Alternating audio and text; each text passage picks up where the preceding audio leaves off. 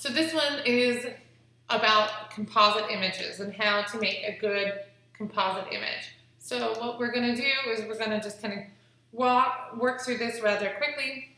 I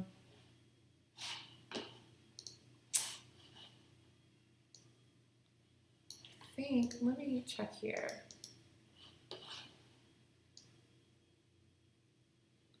Okay, so we'll start with this video.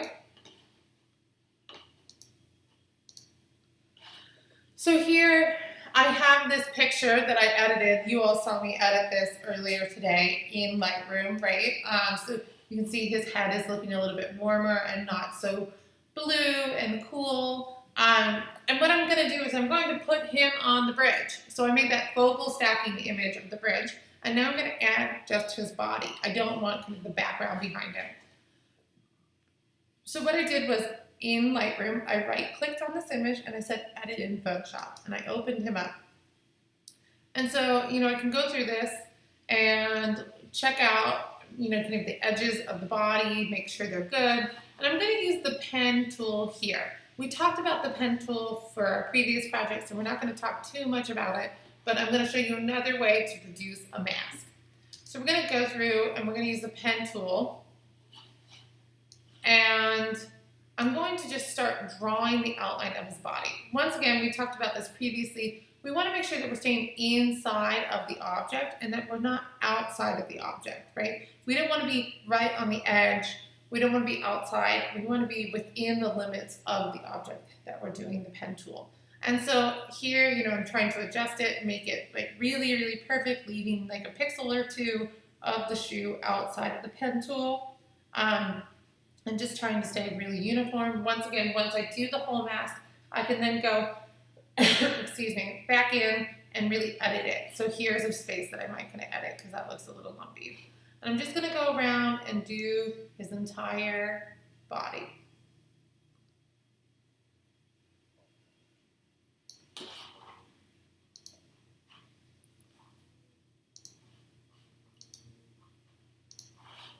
So once I've gotten this all the way around, right, I'm going to do my last kind of pen mark to connect it. And all of a sudden I have this nice round total outline of the body, right? And so once I feel really good about that, I'm going to go to paths over here. So you have your layers, channels, paths. So I'm going to go to paths. And if you double click on your work path, you can actually save it. And then anytime you open this file, it will have that path saved. And you can just click on it and automatically this outline will show up again. So it's a really nice way to kind of save that hard work that you've done. So I'm going to go ahead and I'm going to name it Marcus Path. And then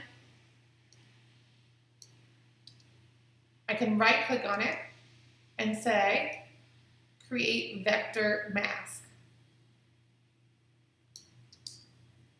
And then all of a sudden the background disappears. But if I also click on make selection here, I can create a new selection and I can fix the feathered radius. So I can make the edges around his body super sharp, or I can feather them out so they're a little bit softer. But for the beginning, for right now, I'm just going to go with the super sharp, and then I'll add in feathering as necessary later. So then if I go back to layers and I click a mask, all of a sudden it's created that mask based on me saying make selection. So that when I press mask, it knows to make a selection using that as the form. So all of a sudden I have Marcus without a background. Pretty cool. So then I'm going to click on him and I'm going to hold V and I'm going to drag him into my focal stack image. And I'm going to release, and all of a sudden, voila, there he is in the picture with no background. And you'll notice that it brought the mask in with it, right? Nice and helpful. So then, he's obviously too big. So I'm going to use the transform scale button and I'm going to shrink him down to be the appropriate size. It's too small, too big. This might take a little bit of time to really try to get it absolutely perfect. And I'm going to try to arrange him in the right spot.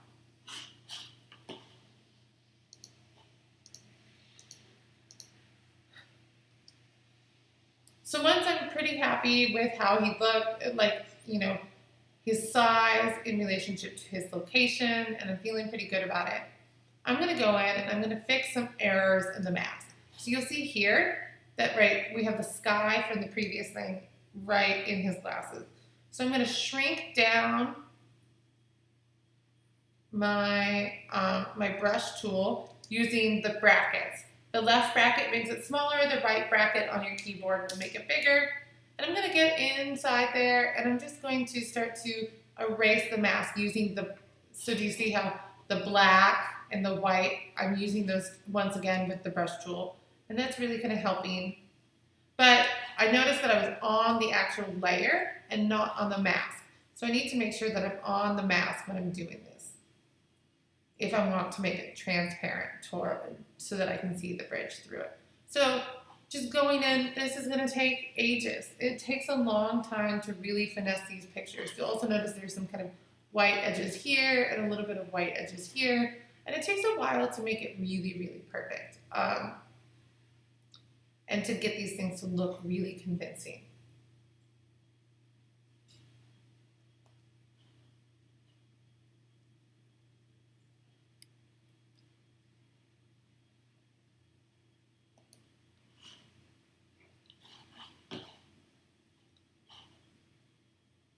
Oops, sorry.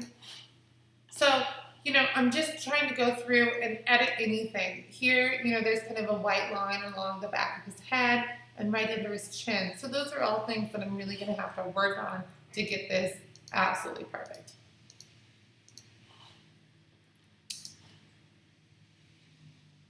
So here, another thing that you can use is the Blend If button. This sometimes will be really helpful. I think it's a cool tool. It's not necessarily helpful for my project here, but I wanted to show you just in case you wanted to use it for your project. I think it's worth experimenting with and trying. So what you do is on your layers, you double click right here next to your layers. If you double click, this layer style thing will come up with the blending options. Under blending options, you go to Blend If, and here you can have a couple different selections, Blend If Gray, and you'll notice that it starts to delete information. It starts to blend it into the underlying layer. If I do the other thing, taking out some of the underlying layer, it will remove some information below it. So this is a fun kind of tool. I think it's really helpful. It will remove things of different colors. So if you had something that was really blue and you wanted to get rid of all the red, you could do this and it would cut that out to the layer below it. So it's a fun tool to play with. I recommend experimenting. It's not going to help me with my project here, but I wanted to make sure that you knew about it and were kind of aware of it. So once I have gone through and really edited and tried to get rid of any aspects of kind of that mask just not being so clear, what I'm going to do is I'm going to go over here and I'm going to adjust the levels because I don't think he's necessarily the right color temperature to the background. So I'm going to go to levels, and you might have to do this for a lot of your things too. And then I'm going to go to curves over here, and I'm going to just play with our curves menu. You'll notice that it makes things really dark or really light. But what it's doing right now is it's adjusting both my bridge image and my image of Marcus. And I really just want it to change Marcus. So I'm going to click on this button here, which is telling the curves layer, hey, only work with the layer right below it. Ignore all the other layers. And so now if I adjust the curves, it will only edit Marcus. It won't edit the other information around him. So then I'm going to just slightly adjust this to try to make him the right color temperature, to make him a little bit warm, a little bit cool, a little bit darker, less saturated, whatever is going to really make him blend in. These should probably be pretty minute changes, like you shouldn't be going wild, but since it's magic realism, you might have to go a little wild with it, to really bring it home.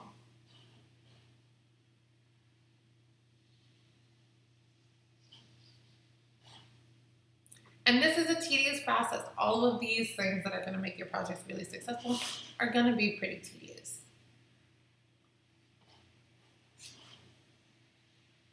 There's also options to just edit the greens, just edit the reds, just edit the blues within the curves. And you can also do multiple curves. You'll see by the end of this, I think I end up with like 3 different curves. But this is a good way to like really start to adjust the color temperature. You know, if you felt like he was a little too blue, a little too green, a little too red, etc. This is a nice way to really start to play with that.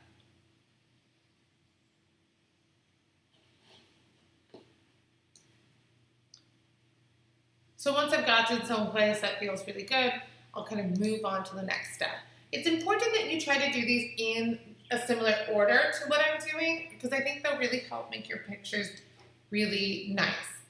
So you always want to do a curve. I find it's also really helpful to make like a group.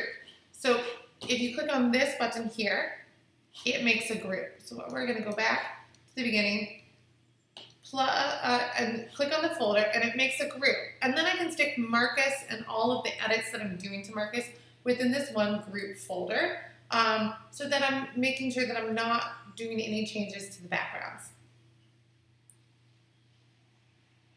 Once again, it's really just edit, like, once again, just because it's in that folder doesn't mean that it's not changing the background. What I have to do is I have to go in here and I have to change the way that we understand these things. So instead of normal for the group, or sorry, instead of pass through for the group, I'm going to click on normal. I clicked on dissolve. Normal. There we go. And then you'll notice that it only affects him. So pass through means that anything that happens in this folder will pass through the folder and affect everything. But normal means that anything within this group is only going to affect other things in that folder and not the things outside of the folder. So I think the folder is the easiest way to just like contain all of your edits to whatever you're compositing into your images. And so, you know, for your magic realism, you might end up with 5 different groups that all have different composite images in there and then different edits to them. So the groups are really helpful for keeping track of those kinds of things. And then you can go ahead and you can start to adjust and change things, and it will only affect anything that's in those folders.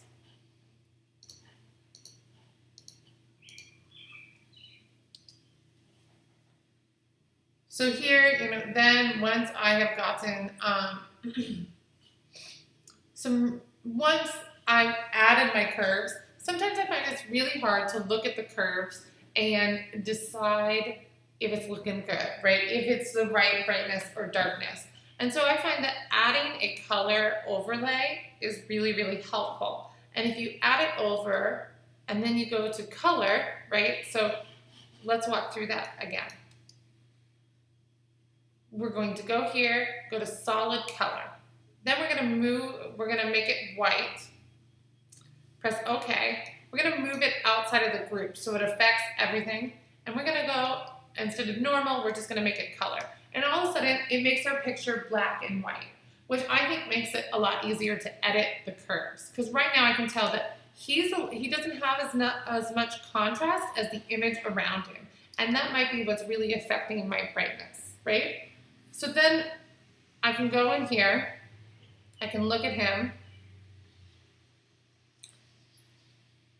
and know instantly, like, he's too dull. He doesn't have enough contrast.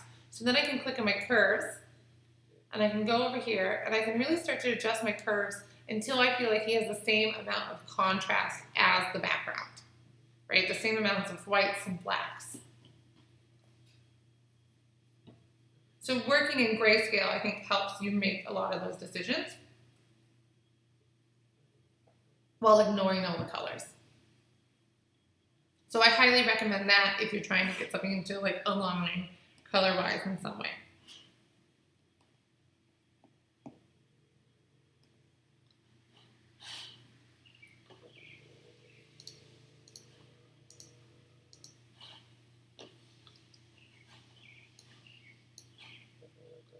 And then once you're done kind of adjusting that color, you can delete that color overlay, which is what I usually do. And then I changed the title of that curve to Lightness Edit, so that I know that that curve is just about dealing with contrast, brightness and darks. And then I'm going to come in and I'm going to create another curves layer. And I'm going to name this just Color Edits. And this time I'm really just going to be playing with making the colors really match, making the saturation levels match. So multiple different curves are going to do multiple different things for the project.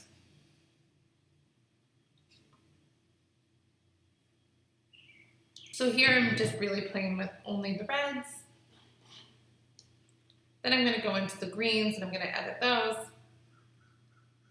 Then I'm going to go into the blues and I'm going to start to edit those. And then, you know, and you might have to go back and forth between them a couple different times. So now I have two different curve levels, lightness and color.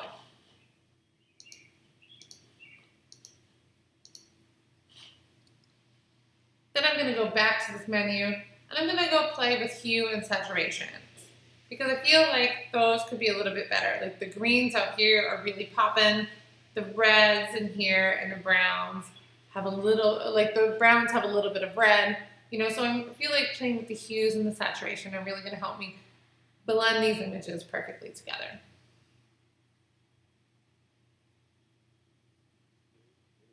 You know, and it's a lot of little tiny details to get it absolutely perfect.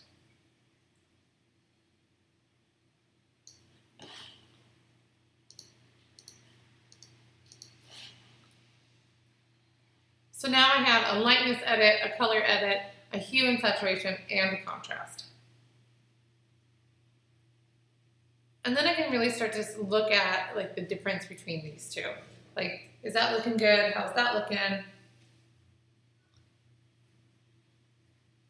And then what I can do is I can turn off a bunch of these things, and I can actually start to use the brush tool to make things present, or like to define where things are showing up. So you'll see it's very subtle, but do you see how this is starting to look a little bit brighter? What I'm doing is I'm using the brush tool, and then I'm using either the black or the white to add or subtract information. So here, I don't want the color edits that I've made to affect the jacket because they're making the jacket more dull. And so that's a way that you can start to define, like, okay, this curve works for almost everything except for this one part. So you can kind of, do you see that difference that happened there? So look at the jacket, now look at it. Do you see the difference?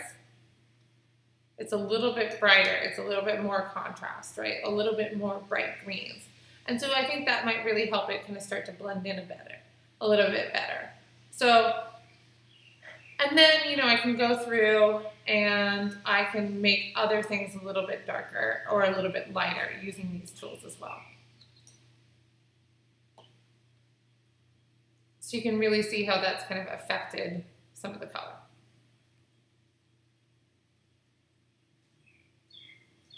And then you can see here that it started to create this mask where we see the black things is where I have eliminated that color edit from.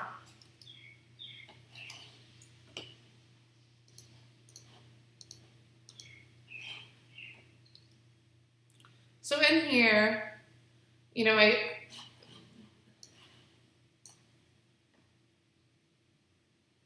I feel like the focus is like he's too sharp considering this kind of focus back here. So I'm going to make him a little bit blurry. And there's a couple different ways. So I'm going to show you one way to do this. Or I'm going to show you two different ways, I think, today of doing this. So I feel like, so let's back up. Yeah, this background is a little bit less in focus than he is. And so what's going to really help him kind of blend in is a filter. So I'm going to go to filters, and then I'm going to say convert for smart filters. And it's going to think about it for a while. It's It's going to take some time.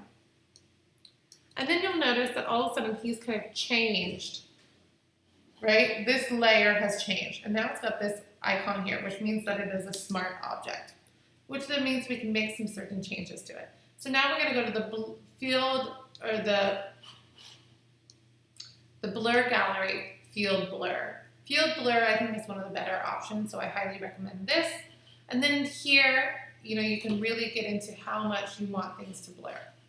So I'll show you that in the next video.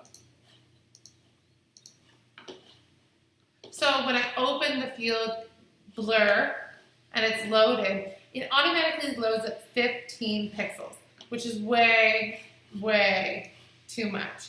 So if I take it down to 2 pixels, I still feel like he's out of focus. And it's not looking that great, right? Like he's maybe 2 out of focus. If I take it down to 1 pixel, that looks a little bit better.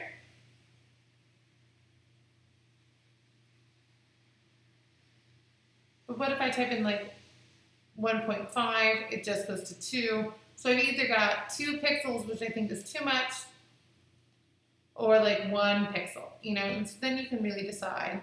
And then you can also start to play under noise. Like if one picture has a lot of noise, a lot of dots, and kind of different texture, like you can come in here and you can really start to change the noise and other different effects. So I also recommend that you play around with a couple of these different options.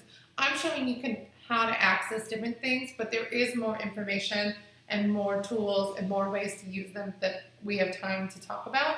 So I also recommend that you play with these kind of panels here under the field blur in your own time to really explore the different ways you can use them.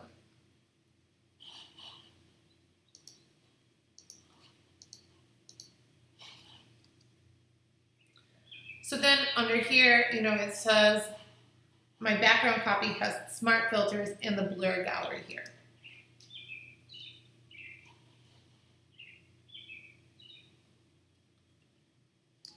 So now that I've kind of blurred him and I think that looks pretty good, I want to make some edits to the mask because I don't think the mask is perfect yet. So what I'm going to do is I'm going to double click right on this image.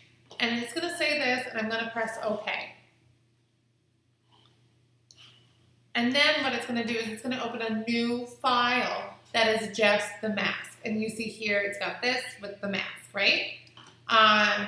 So double clicking on that is going to open it, and then it's going to allow me to get in here and really start to edit and feather this mask and make it really blend in. So the feathering is going to soften the edges. What I think is really helpful for this is to create a new layer by pressing this plus down here, putting it behind it, and then I paint it a color that's going to make my image stand out. So now I can really start to see that the back of his head is glowing, right? And that needs some significant work. And then if we look at this hand down here, it's got this weird green halo around it. So then I can go into the mask and I can really start to think about, oh, if I bring the feathering up, he gets this weird outline around him. And so I probably don't want that much feathering. And then what I can do is I can come in here with the brush at a low setting with a really, not a lot of hardness, so the soft versions, and really start to edit this. And really start to kind of make his head blend in a little bit better. I don't want to delete too much information. I just want it not to feel very, very sharp. Because there's also other ways to kind of add a little bit more information in here, which we'll get to. But I think sometimes just kind of getting rid of just a little bit using the brush tool can really be helpful. Because I think a lot of these were just a little bit off. So this is a nice way to just go through and really fine tune those edges. So around his leg, there's a little green halo. So I'm going to fix that using the brush tool. I'm going to continue to work on the head and just keep chugging away, really trying to fine tune this and make sure that there's no kind of weird outliers.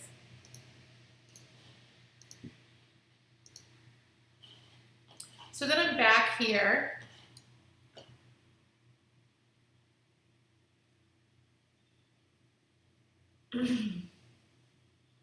And I'm looking through this, and I think I'm missing on 23.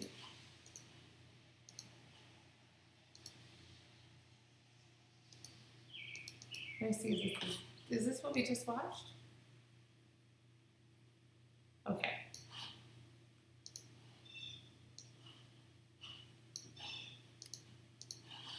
Sorry, I'm getting a little out of sorts here. So I have him in here. I've done some things here, right? I've created these edges. I've created these different layers within where I've edited Marcus to really blend into the background. And then what I've done is I've used the brush tool on these masks to eliminate some of the brightness or make things darker or things like that to really start to make him kind of blend in. Because without any of those things, look how bright he is. Like, I think he stands out a lot. And then what I've done is I've created a curve layer down here to add a little shadow around him so that he starts to feel like he kind of belongs. And so what I've done is I've clicked on I've gone here, created a curve, told it to only access the information below, and then using the brush, I've made that area a little bit darker just around where he's located using the brush tools to edit that mask. So that there's only this little dark spot around where he is standing.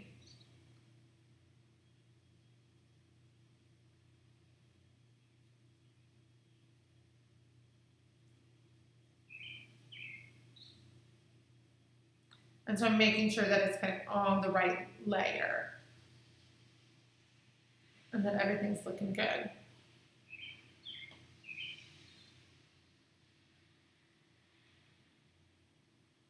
And as I'm going through this, like, I might make more curve adjustments than I feel are really necessary. And then that way I can kind of go through and I can try different combinations and really see whether they're working out for me. And so here, I'm thinking about, like, you notice that this curve here, if we go back a little bit, is just kind of darkening in his legs a little bit so that, like, they kind of have a nice shadow on them because I felt like they were too bright before. And so that way it really looks like he can belong in this space that has a little bit more darkness, a little bit more shadow. You notice that his head no longer looks green. So each one of these layers, if we go back and really pay attention to what's happening, is kind of changing a little, like, so that kind of makes the whole thing darker. That brightens up the jacket.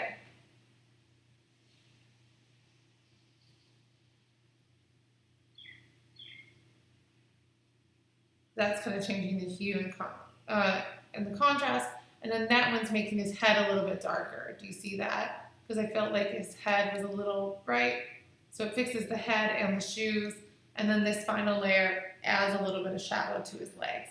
So there's all these kind of minute different changes that you really have to make.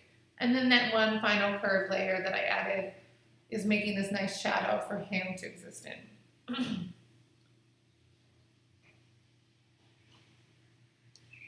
So once again, saving things, right? We want to make sure that we're saving it as a PSD.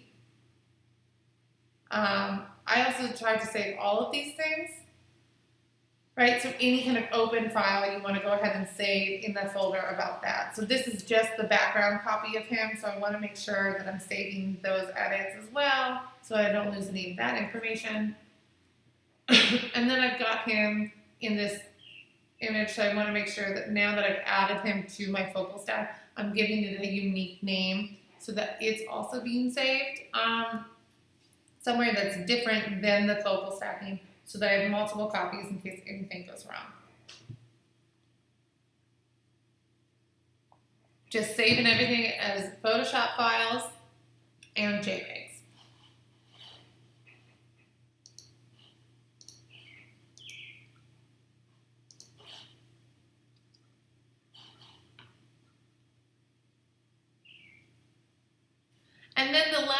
step that you should really do is once you have added a new image into, like once you've composited things, right? Once you've added an image taken in a different location to another photograph, the best thing to do to make things look really uniform is to apply an overall photo filter to it of any kind of like minute detail that just will connect everything together.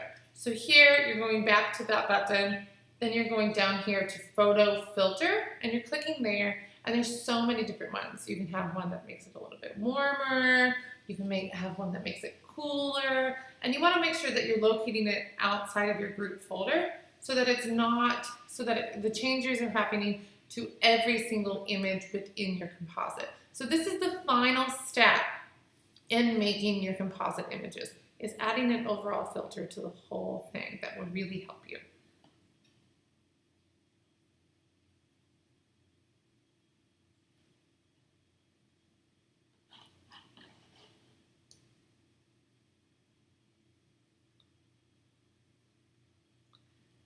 And so that final color filter that you add, or photo filter, will really either just warm things up, cool them down. It's just a slight little change that I think unifies the whole thing, makes all of the pieces look pretty connected. And then you'll, of course, save it again as a Photoshop file and a JPEG.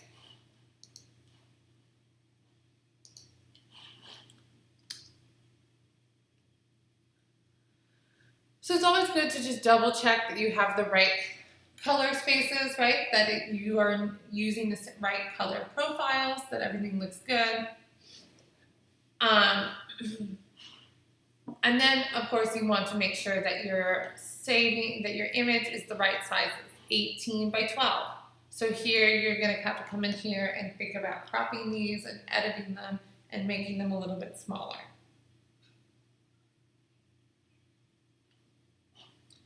So the same things we've done before, go to image size, canvas size, really start to shift things, change them around. Make sure you're thinking about your anchor point.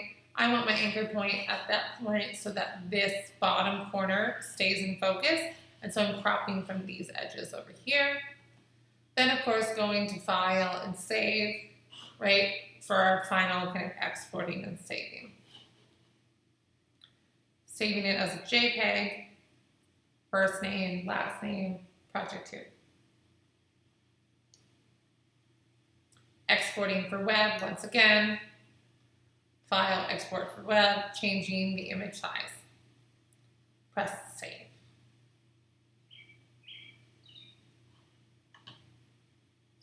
Make sure you're putting this in your digital portfolio project folder. And there you have it. And then you have your final image.